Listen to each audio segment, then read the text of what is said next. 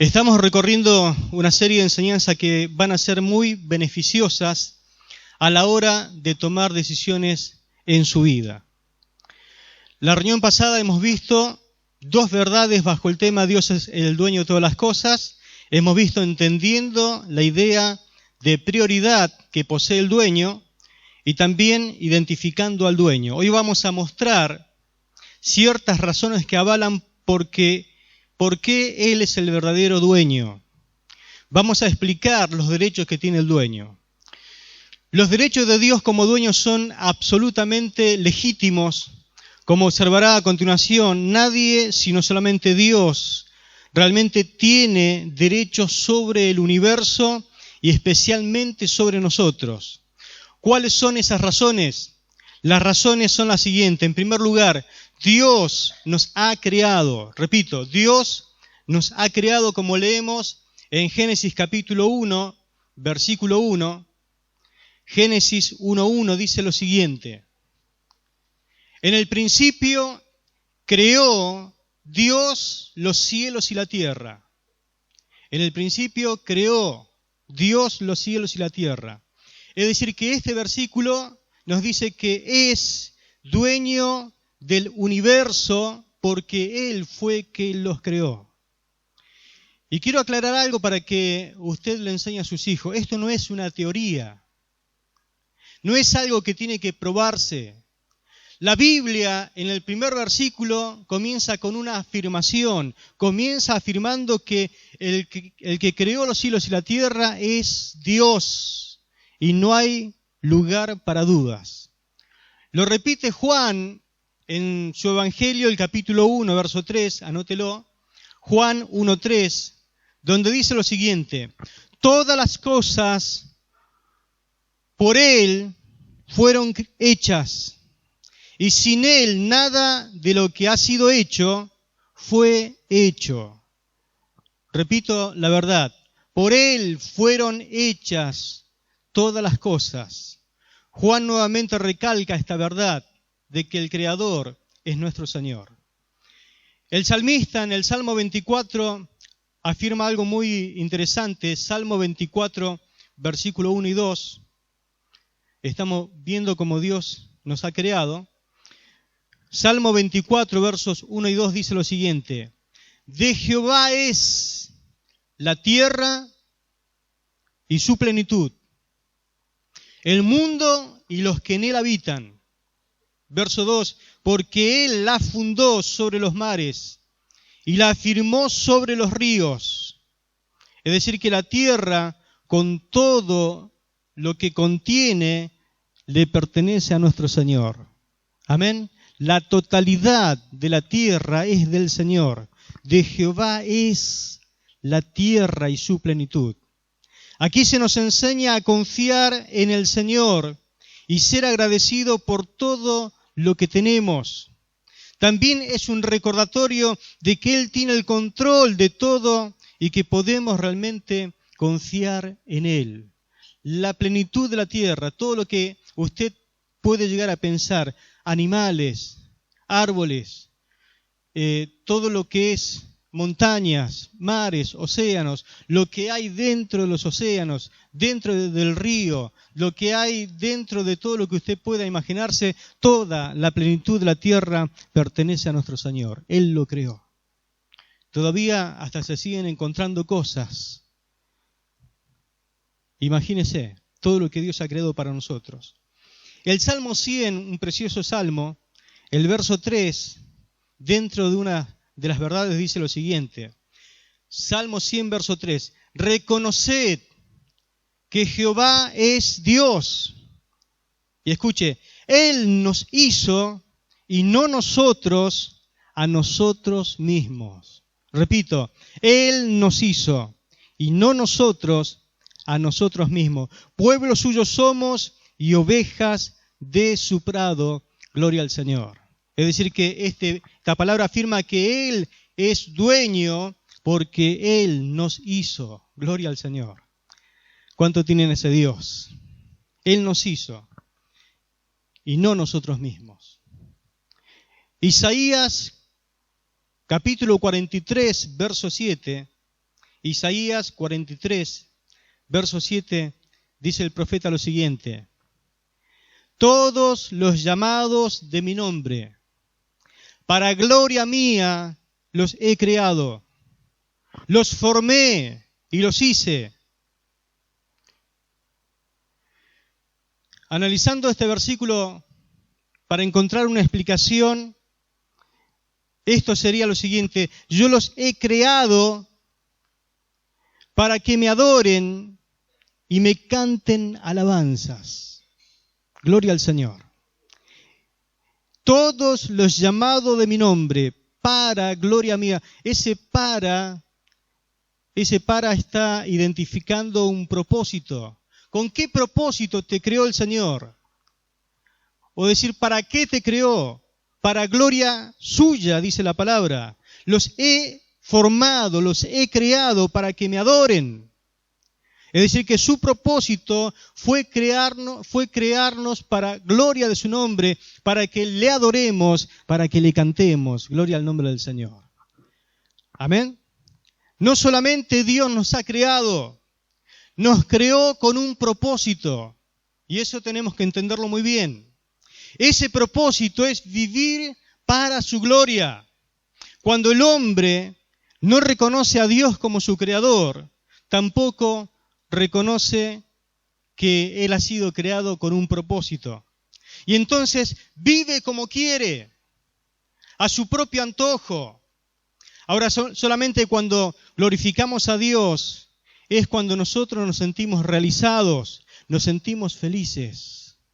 Por eso cuando el hombre y la mujer pierde rumbo, pierde el sentido de su vida.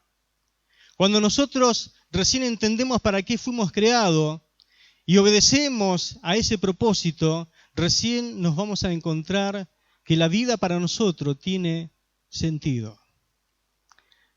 Amén. Colosenses capítulo 1, verso 16. Con todo esto sentamos base diciendo que Él es el dueño, ¿no? Colosenses 1:16 dice, porque en Él fueron creadas todas las cosas, las que hay en los cielos, las que hay en la tierra, visibles e invisibles, sean tronos, sean dominios, sean principados, sean potestades. Todo fue creado por medio de Él y para Él. Amén. Gloria al nombre de nuestro Dios. Es decir, que hay cosas que inclusive nosotros no alcanzamos a entender. Imagínense que la creación tiene varios miles de años y todavía la gente sigue encontrando cosas nuevas. Debajo del océano encuentra animales nuevos, encuentra peces nuevos. Parece que nunca fueron examinados ni fueron vistos. Pero también hay un mundo espiritual no visible que también fue creado por Él.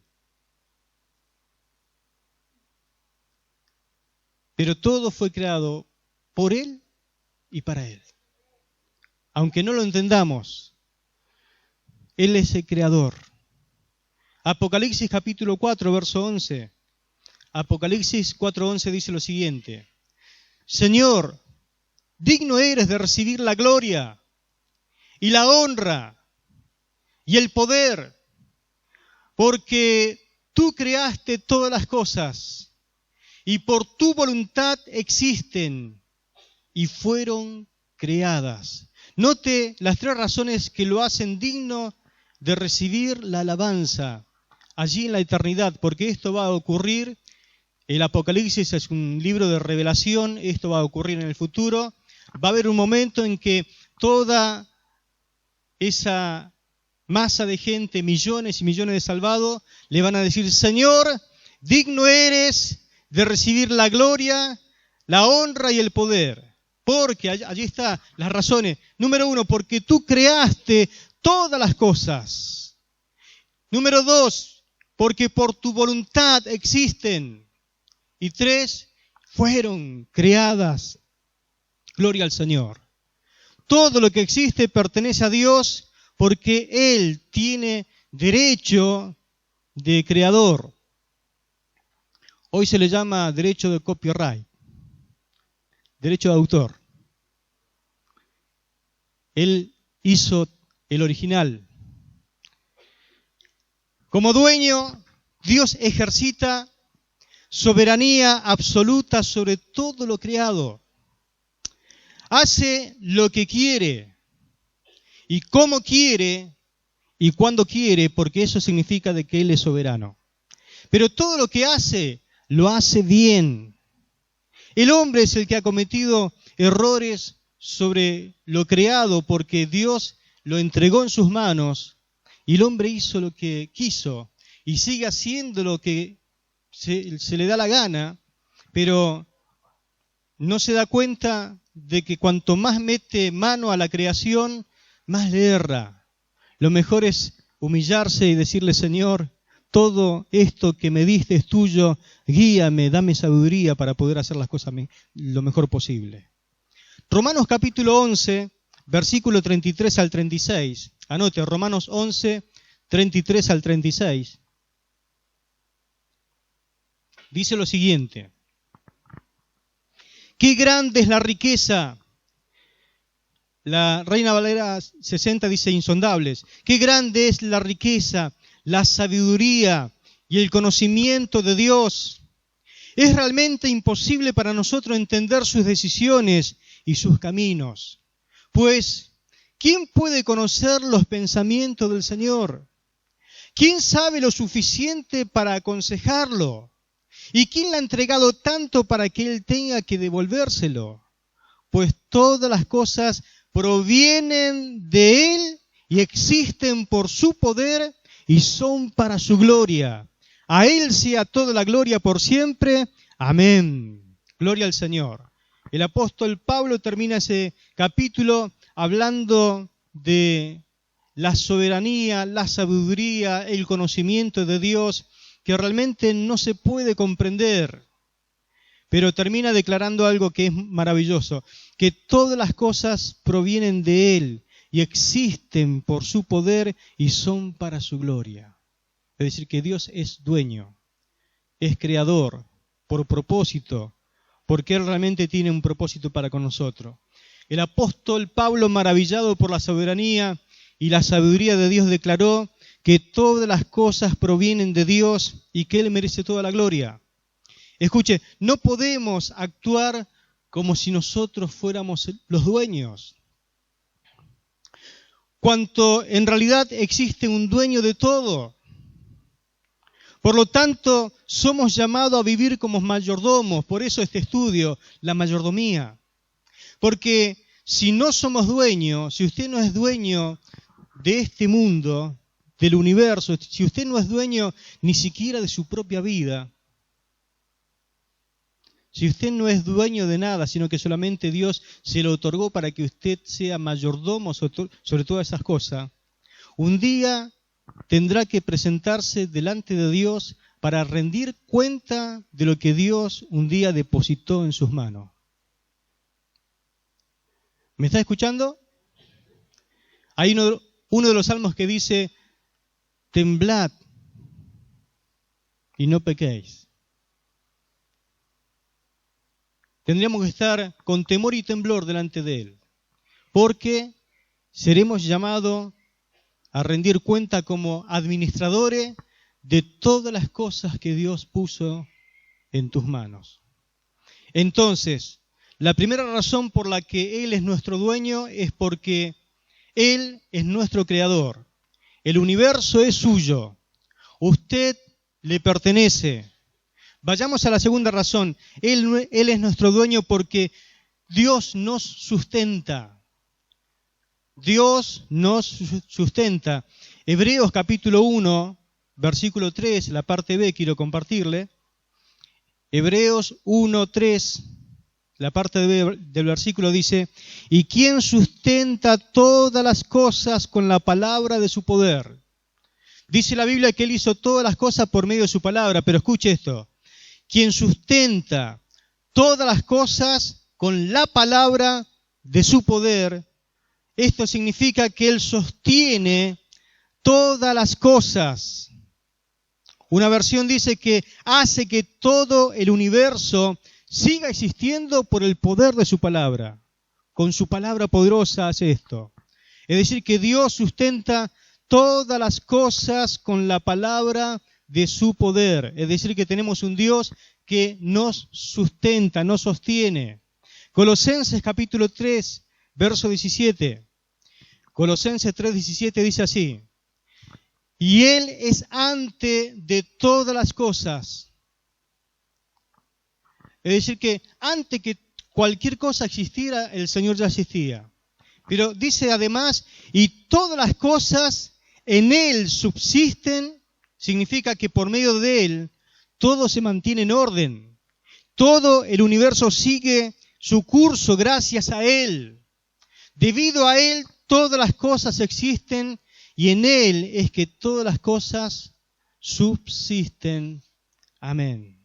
Es decir que si todo fue creado y sigue en marcha y sigue su rumbo, sigue su propósito y todo va a llegar a su fin, es porque hay una palabra que fue dada, la palabra creativa, pero también hay una palabra de parte de Dios que tiene tanto poder para sustentar y sostener y que todas las cosas permanezcan en orden por el poder de la palabra del Señor. Primera de Crónica, capítulo 29, versículo 16. Primera de Crónicas 29, 16. Dice la palabra lo siguiente. Primera de Crónicas 29, 16. Oh Jehová, Dios nuestro, toda esta abundancia que hemos preparado para edificar casa a tu santo nombre, de tu mano es, y todo es tuyo. Gloria a Dios. El rey David tenía en el corazón edificar casa para Dios.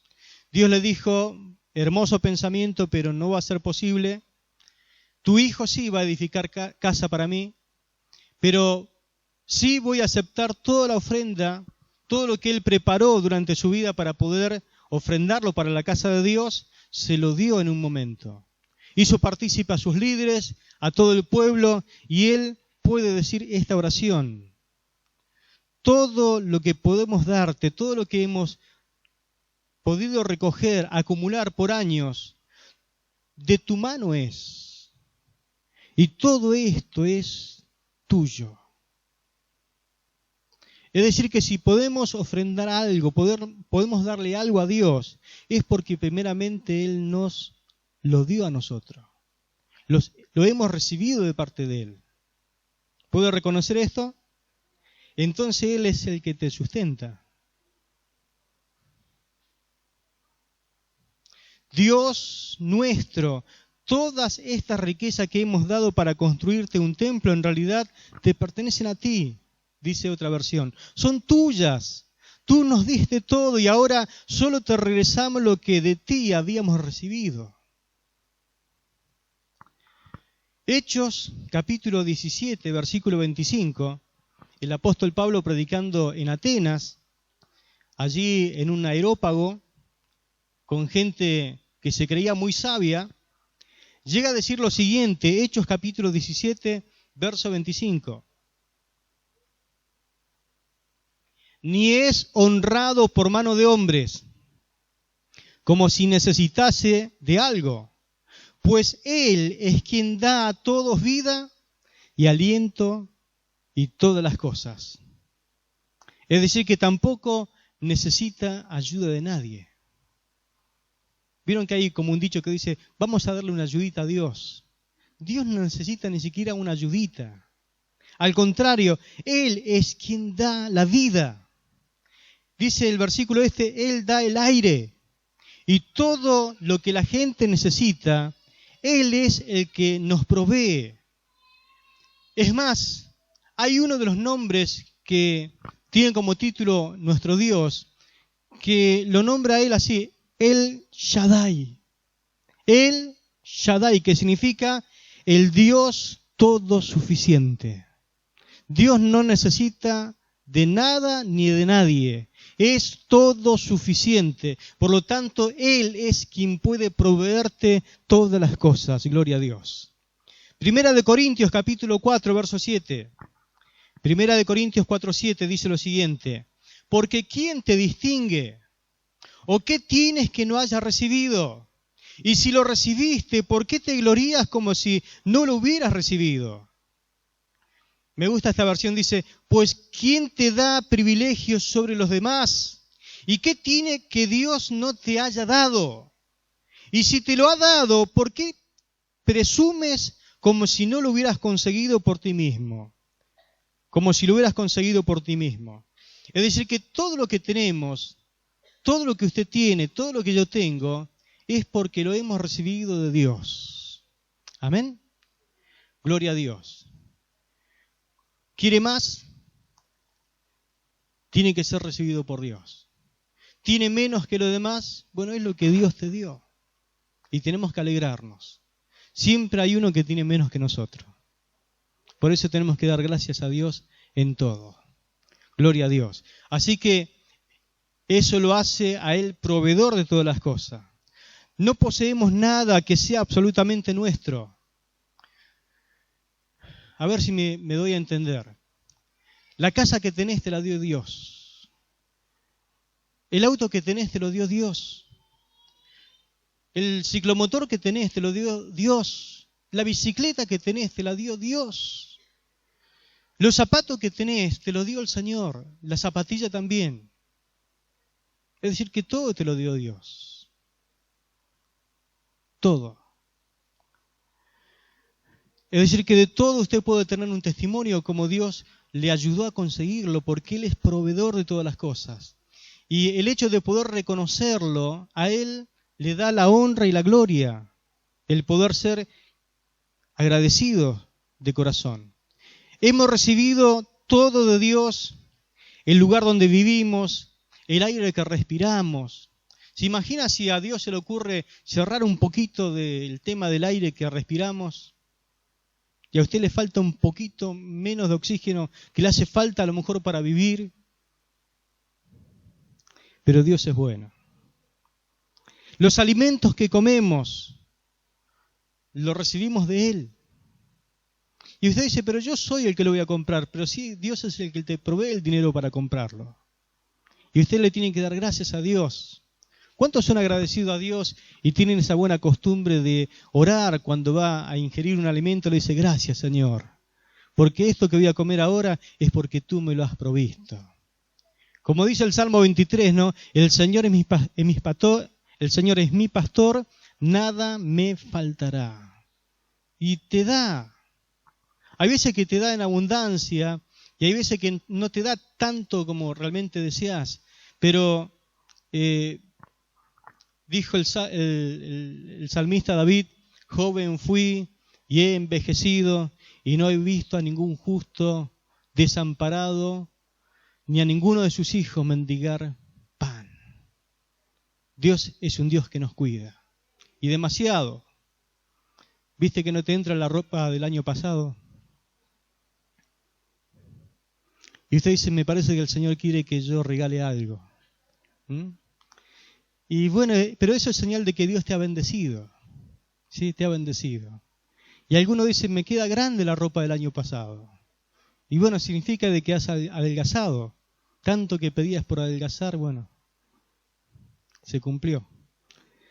Pero los alimentos que comemos, el aire que respiramos, vivimos porque Dios así lo quiere y finalmente sería imposible vivir aparte de Dios. No se puede.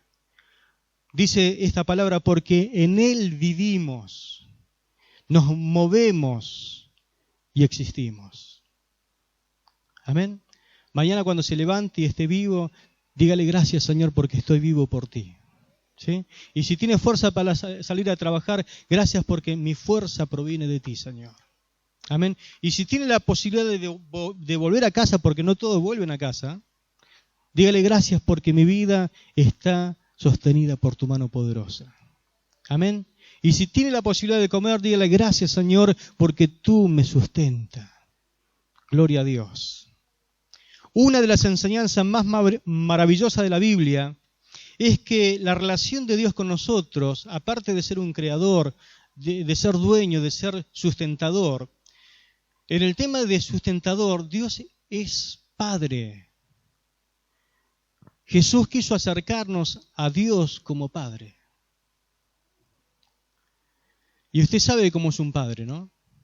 Yo sé que hay padres malos, pero eso no es figura de Dios, porque en realidad cada padre debería representar a Dios en la familia. Pero como por ahí no todos tienen un buen entendimiento de esto, y hay padres que dejan mucho que desear, sí realmente hay padres que pueden hacer que sus hijos tengan un buen concepto de lo que es Dios. Dios es Dios Padre y es un Dios proveedor de todas las cosas. Dios como Padre nos provee. Él nos mira como hijos, no simplemente como un objeto que le pertenecemos. Debido a que Dios es dueño de todas las cosas, somos hijos de un Padre tremendamente rico, maravilloso, y Él es mejor que cualquier padre terrenal y siempre está presto a dar buenos regalos, buenas dádivas a sus hijos. Según lo que vamos a leer en Mateo capítulo 7, versículo 9 al 11. Mateo 7, 9 al 11.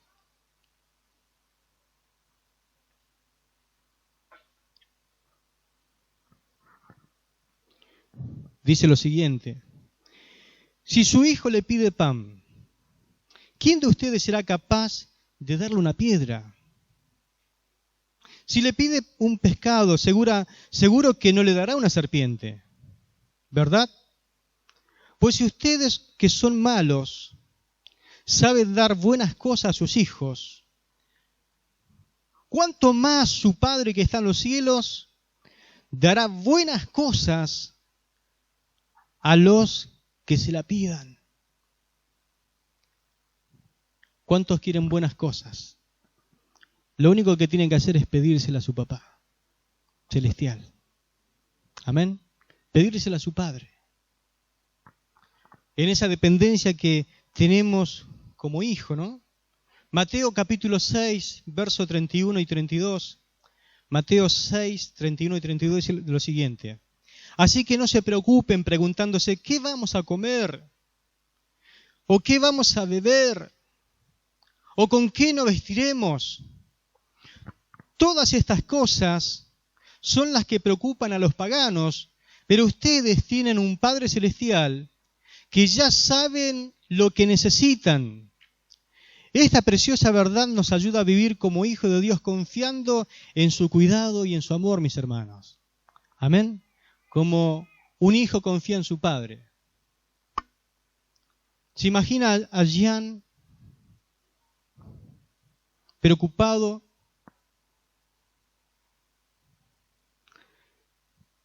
por su papá, preguntando, ¿será que mi viejo laburó y tiene para darme de comer? No lo ve así, ¿no?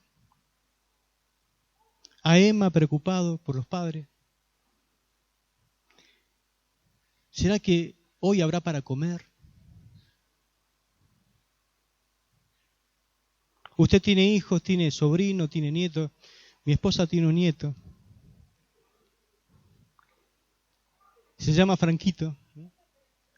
Y llega a casa y lo primero que hace, abuela, tengo hambre. ¿Me va a hacer la sémola? La sémola. Oh, y la sémola. Se devora toda la sémola. Pero él no pregunta si hay sémola. Y abre la heladera ya. Y mira a ver qué hay. Con la mano en el bolsillo así. Observa. Pero porque son hijos. Y saben que sus padres son proveedores. Pero no están preocupados si tiene o no tiene. Ellos tienen en su mente el saber de que sus padres les proveen. Pero no tienen la preocupación de cómo hacen para proveerle. Esa es la confianza que Dios quiere que tengamos con Él. Porque nuestro Dios, no sé si tu Dios es el mismo mío, pero es el dueño de todo el universo. Él dice, mía es la plata, mía es el oro. Amén. No tiene problema de... Vio que la plata argentina está medio devaluada, ¿no? En el siglo no hay devaluación. No tiene esa preocupación si el dólar sube o no. El ministro de Economía del cielo la pasa bien. allá las calles son de oro. ¿Mm? Si alguno quiere postularse para ser barrendero allá. Pero nuestro Padre es el dueño de todas las cosas, es el proveedor de todo. Y Él quiere que confiemos en Él, pero solamente quiere que le pidamos. Y Él nos da según bien le parece, porque Él entiende cuándo es mejor darnos todas las cosas. Porque usted, si es buen padre, va a saber cuándo darle a sus hijos las cosas que ellos piden. ¿Mm? Porque no siempre es bueno darle cuando ellos piden, porque usted como padre ve las cosas. A veces que parece que es mejor que se la ganen. ¿O no?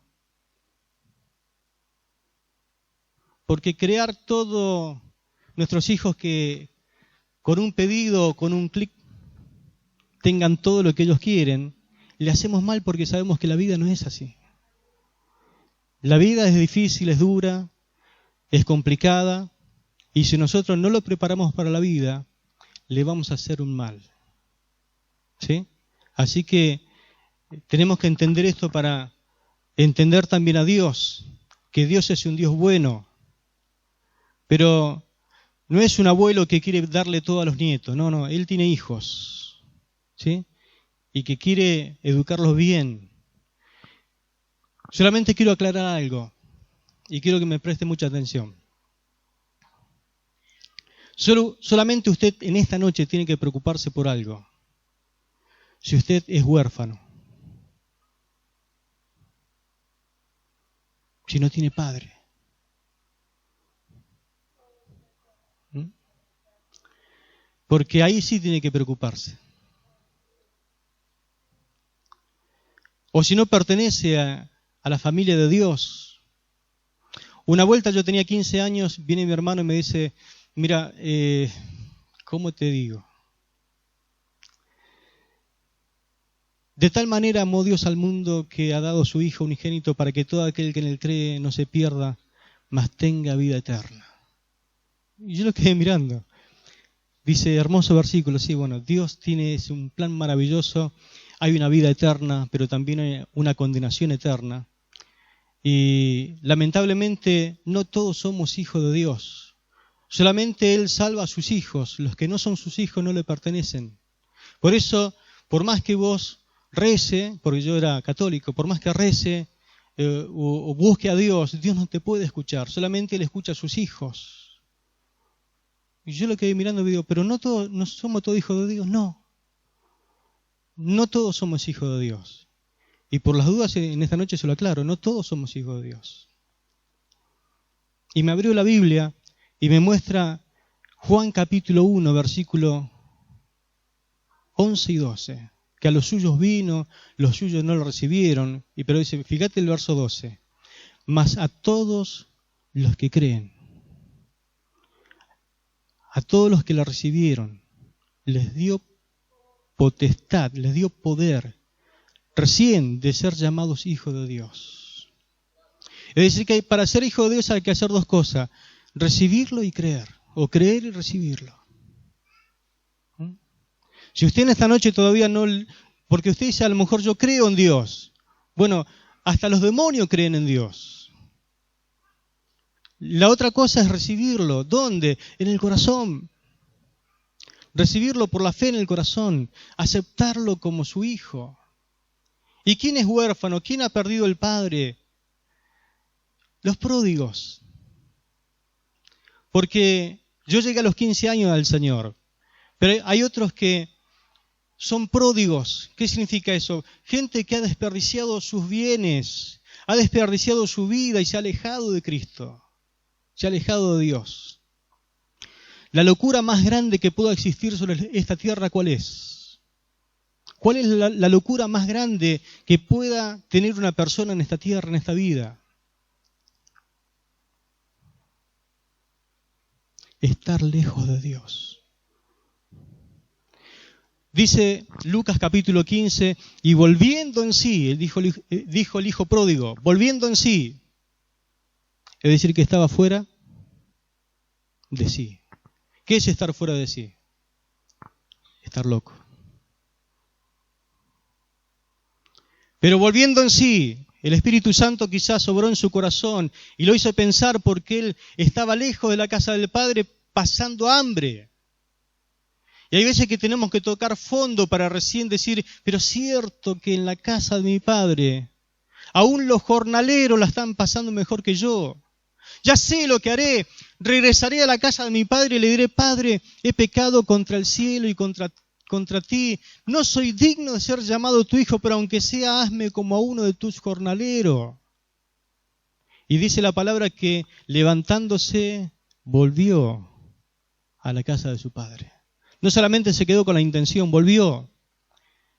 Quizás esta noche volviste a la casa de tu padre. ¿Y el padre qué hizo? Lo agarró a palazo, le dijo, ahora vas a ver lo que te va a pasar. Viste que yo te dije, te aclaré, le comenzó a retar. No, dice la palabra que lo vio de lejos y fue movido a misericordia. Se compadeció de él y corrió y se echó sobre su cuello y le abrazó y lo besó y le dijo, bienvenido.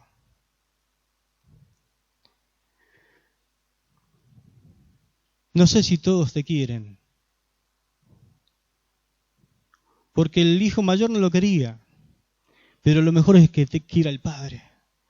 ¿Sabe por qué lo abrazó? Porque si algún hijo contumaz o rebelde volvía, tenía que ser apedreado. Si alguien lo veía, era un hijo borracho, alguien que desperdiciaba los bienes, en aquella época lo tenían que matar a piedrazo. Y el padre dijo, muero con él. Lo abrazó. Si me lo apedrean y me lo matan, yo lo cubro. Puso su vida por él. No quería su muerte, como tampoco quiere la tuya. Padre, pecado contra el cielo y contra ti, ya no soy digno de ser llamado tu hijo. Y el padre dijo, listo, no hace falta más. Llamó a sus siervos y le dijo, hagamos fiesta porque mi hijo había muerto y ha revivido. Se había perdido y fue hallado. Tiempo de regocijarse. Así que volvieron a la casa e hicieron fiesta. Pónganle el mejor vestido, pónganle un anillo en su mano, pónganle un calzado en sus pies. Así pasan los siglos cuando un pecador vuelve a casa. Amén. Vuelve hoy a los brazos del Señor. Qué feo estar sin un sustentador, sin un padre bueno, muriéndote de hambre cuando hay un padre que te puede proveer de todas las cosas. Todas las cosas provienen de Él. Tu felicidad proviene de Él. Tu vida depende de Él. Tu sanidad depende de ti y de que vuelvas a sus brazos de amor y misericordia. Tu prosperidad, todo tu bien, todo lo que necesitas proviene del Señor. Amén. Dice Romanos 8:32, el que no escatimó ni a su propio Hijo, sino que lo entregó por todos nosotros, ¿cómo no nos dará también con Él todas las cosas? Y 1 Pedro 5:7 dice, echando toda vuestra ansiedad sobre Él, porque Él tiene cuidado de vosotros. ¿Cuánto dicen amén?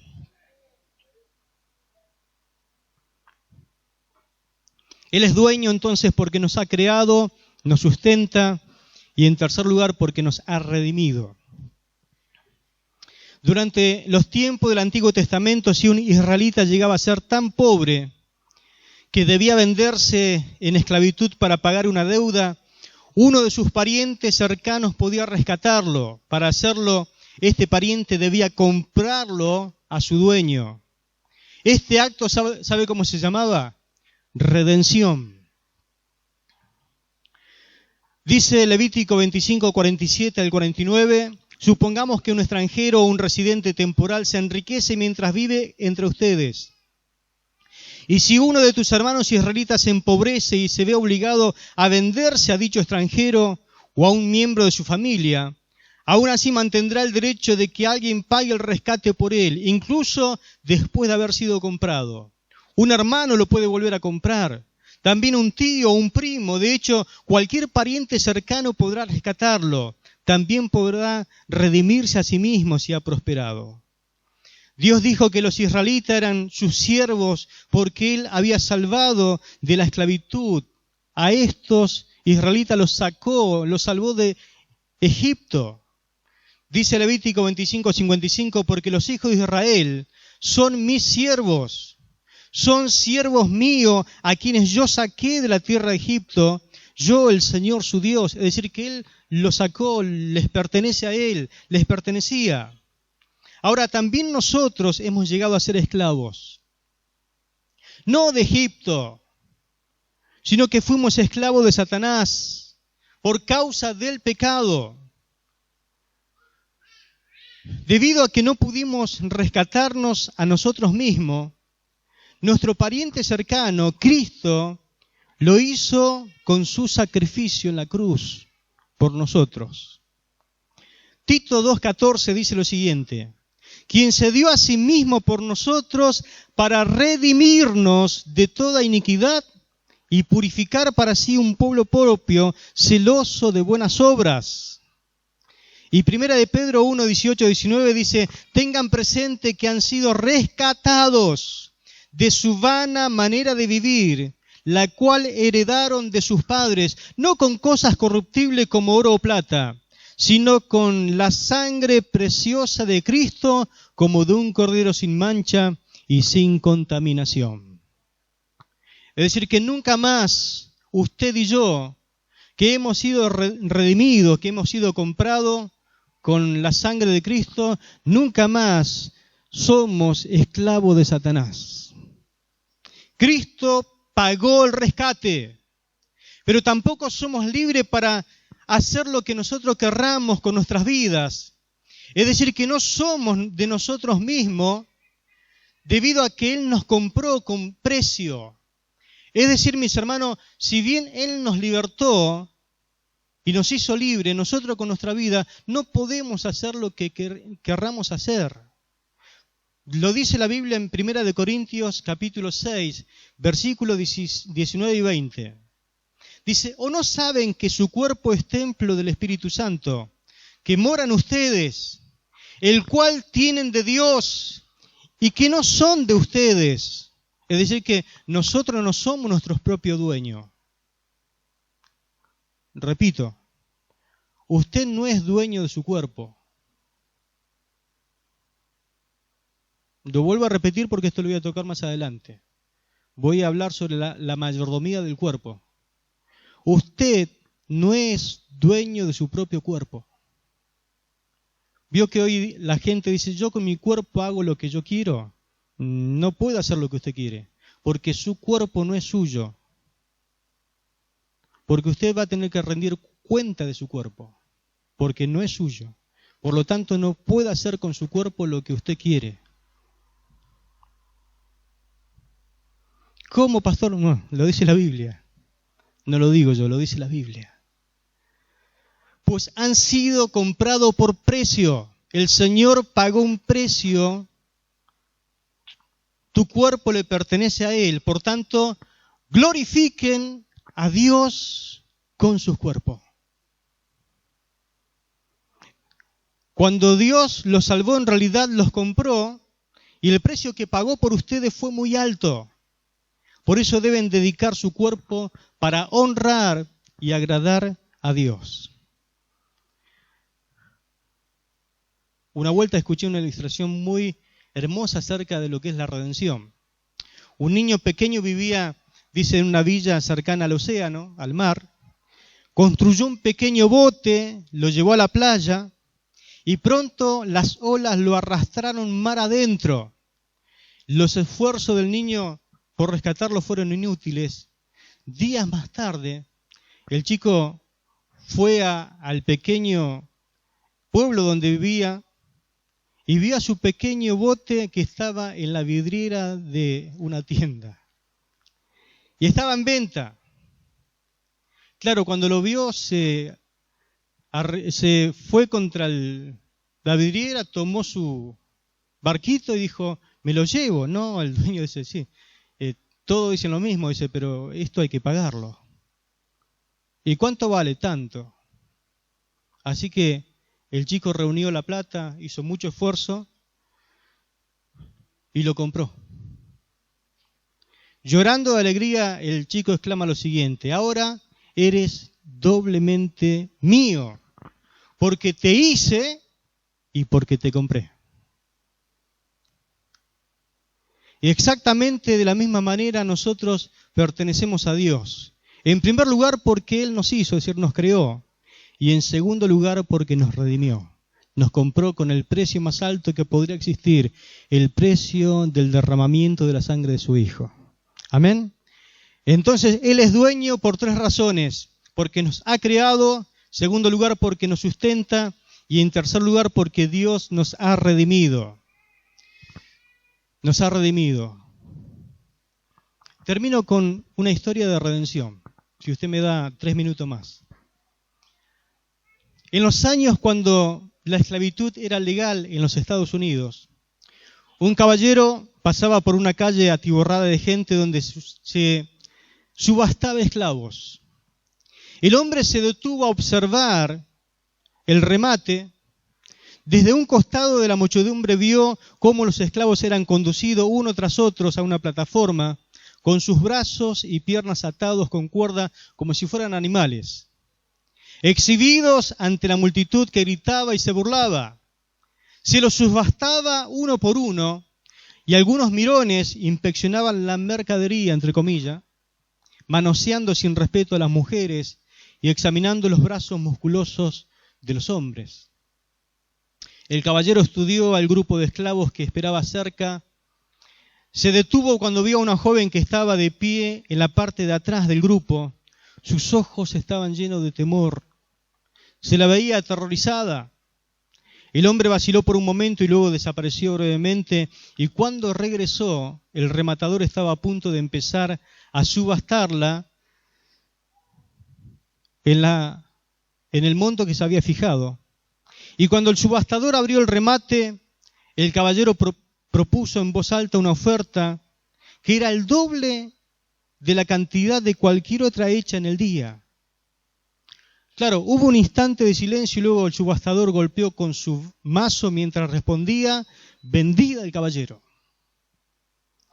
Y el caballero se abrió paso entre la muchedumbre, esperó al pie de las gradas mientras la joven era bajada de la plataforma para ser entregada al nuevo dueño. Luego pusieron en su mano la cuerda que ataba a la muchacha y el hombre la aceptó sin decir ni una palabra. La joven tenía los ojos fijos en el suelo. Repentinamente levantó la vista y escupió en la cara a este caballero. Claro, ella sabía todo lo que le iba a pasar, ¿no? En silencio, él sacó su pañuelo, se limpió el escupitajo, sonrió gentilmente a la joven y le dijo: sígueme. Ella le siguió a regañadientes. Al llegar al borde de la multitud, él se dirigió hacia el área cercana donde se cerraba legalmente cada trato. Cuando se le daba libertad a algún esclavo, era necesario preparar y firmar documentos legales llamados papeles de redención. El caballero pagó el precio de la compra y firmó los documentos necesarios. Cuando la transacción quedó completa, se volvió hacia la joven y le puso los documentos en las manos. Sorprendida, ella se quedó mirándolo con una expresión de perplejidad. Sus ojos inquisitivos preguntaban: ¿qué está haciendo usted? El caballero respondió a su expresión inquisitiva, le dijo: toma estos papeles, te compré para darte la libertad. Mientras tengas estos papeles en tu posesión, nadie podrá jamás volverte a esclavizar. La muchacha quedó mirándolo directamente. ¿Qué ocurría? Hubo un silencio. Usted me compró para darme libertad. Dijo ella lentamente: usted me compró para darme libertad. Mientras repetía esta frase vez tras vez, el significado de lo que acababa de ocurrir se hizo más claro cada vez en ella. Y vuelvo a repetir: usted me compró para darme libertad. Era posible que un extraño acabara de concederle la libertad y que nunca más podría ser ella esclavizada por ningún hombre. A medida que ella empezaba a captar el significado de los documentos que ahora tenía en sus manos, cayó de rodillas y rompió a llorar a los pies del caballero. En medio de sus lágrimas de alegría y gratitud, ella dijo: usted me compró para dar mi libertad, le serviré para siempre. ¿Sabe qué? Usted y yo una vez fuimos esclavos del pecado. Pero el Señor Jesús pagó el precio de nuestra libertad. Te compró para hacerte libre. Cuando Él derramó su sangre en el Calvario, te compró y te hizo libre. Pero en esta noche te doy una recomendación: no haga con su libertad una vida de libertinaje. Vuelva y viva agradeciéndole a aquel que lo redimió. Viva para servirle. Amén. Usted es libre. Y si en esta noche no es libre, Él te ha traído para hacerte libre. Amén.